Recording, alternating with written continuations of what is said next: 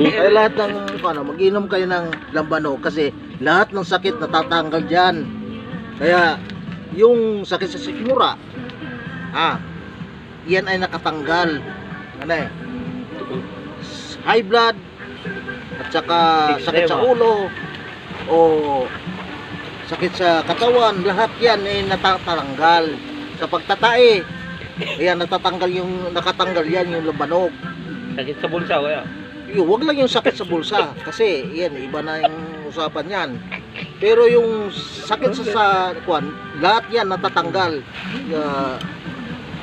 sa lambanog. Kaya inom kayo sa lambanog kasi yan ay nakatanggal high blood o sakit sa tiyan, sakit sa puso, sakit sa lahat yan natatanggal. Uminom kayo sa ng lambanog. pagtatae, yan, uminom kayo sa lambanog kasi yan ang nakatanggal yan. Viral yan, butang yan. Sa bingi. Alam mo sa bingi? Nakatanggal din sa bingi yan. Sa pagbubulag. Kasi ang gin, sa gin, nakabubulag yan. Pero sa lambanog natatanggal yung bulag mo. Nakakita ka na. Oo, totoo yan. Pampalinaw. Pampalinaw sa mata yan. Kaya uminom kayo sa lambanog. Di ba? Tama. Oo. Tama. Kaya pampalinaw talaga yan. Tama. Kaya sakit na sa Bulsa. lahat yan.